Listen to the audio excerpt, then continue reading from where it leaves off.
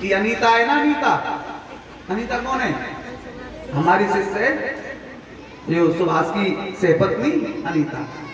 तो सुभाष से बोली, कान्हा के पापा, मेरो माधव के पापा ऐसो मन कर रहे हो कि सब अपने घर में कोई कीर्तन करवावे, कोई जागरण करवावे, कोई कछु करवावे, तुम ना पंडित जी सु कह के अपने घर में सत्यनारायण की कथा करवा लो।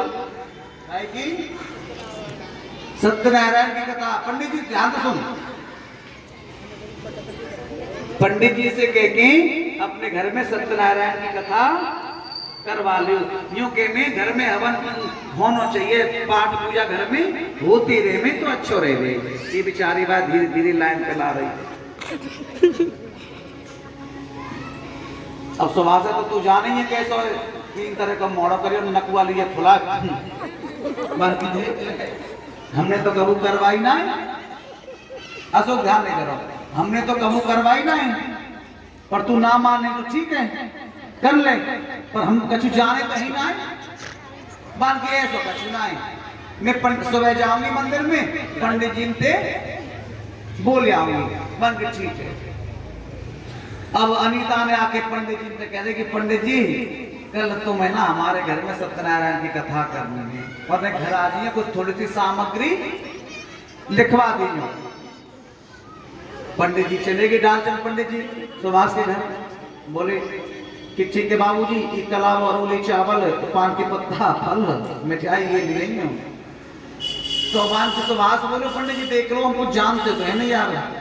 तो पंडित जी बोले तो ठीक है कोई बात नहीं, तुम कछु ना जाने तो जैसे मैं कहूं वैसे तुम करते रही हो, जैसे मैं करूं वैसे ही तुम करते रही हो। अब तो सुभाष ने सोची ठीक है, अनीता से कह दी पंडित जी ने, अनीता जी ऐसा करो बहन जी, जो इतनी बीच में कथा होगी ना, या गाय को गोबर ले आओ, या चौका गाय के गोबर से लीप दीजिए, चौका लगा दिया गाय के गोबर से। अब तो साहब पंडित जी वहां पहुंच गए, कथा करवे फैला लेके। अब कथा करवे पहुंच गए, वहां अनीता भी बैठ गई और सुभाष जी भी आ गई। अब वह पानी को लोटा लेना भूल गई। कहा लेना भूल गए, पानी को लोटा ना लेके बैठे, जो पवित्रीकरण करावाने को। अब वो पंडित जी ने सुभाष से कही, सुभाष जी पानी लेके आओ, पानी लेके आओ। सुभाष जी बोले पंडित जी से पानी लेके आओ। हाँ कथा गहराई की है, ध्यान तो देना, पानी लेके आओ। क्यों गलती सुभाष की ना है यहाँ, क्यों ना है? पंडित जी ने कही ऐसे कि जैसे मैं तुमसे कहता रहूं, जैसे तुम। हाँ अब अनीता ने सोची कि सत्यनारायण की कथा चालू है, कथा अब चालू है गई। अब तो डालचंद पंडित जी ने थोड़ा सा मोड़ो बिगाड़ के गुस्सा से कही सुभाष से पानी लेके आओ। सुभाष ने मोड़ो फुलाया, पानी लेके आओ। अब तो पंडित जी ने झूठे को सुभाष से ऐसे करी, पानी लेके आओ।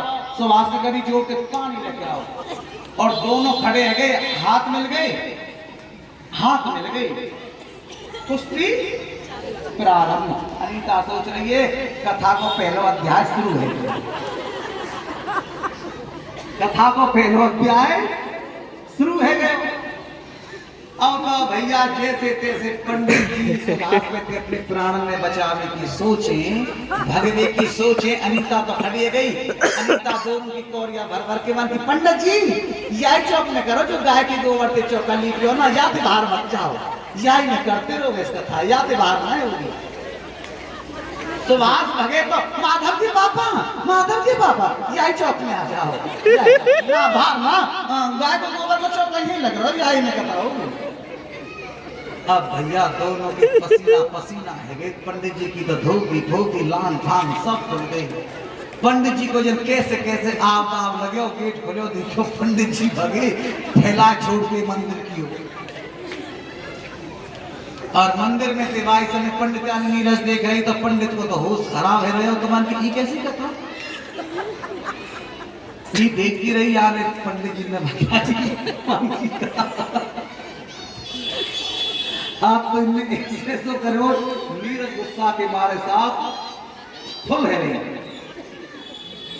अब सुभाष के रहो नीरज की बातें अनीता के मान से सुन, कथा करवावे में बहुत जोर पड़े हैं। सत्यनारायण की कथा करवावे में तो बहुत जोर पड़े, पसीना पसीना है जाने हैं, बहुत जोर पड़े। अनीता बोली, अरे माधव के पापा पंडित जी तो खाना भी खा के ना गए हैं, तो एक काम करूं मैं, पंडित जी को परोसा ही ले जाऊं,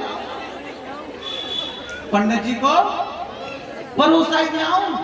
लेकिन पंडित जी की तो पंडित जानी नीरज ऐसी रिसाई बैठी लाल ताती है रही कि बान की हमारे आदमी घर बुला के ले गए और घर पे जाके ऐसी करे उनने।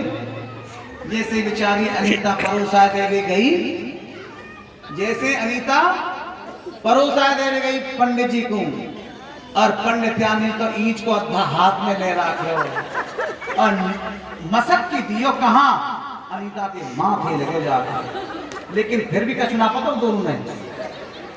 अभी माँ परोसा तो दे गई, अब माथे पकड़ के घर गई, जब कह रही है माधव के पापा कथा में तो जोर पड़े जनना है, पर परोसा दे गई बहुत जोर पड़े।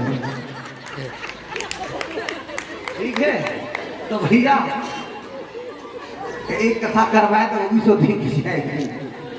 वृंदावन बिहारी लाल की। अब हम चलेंगे कहाँ?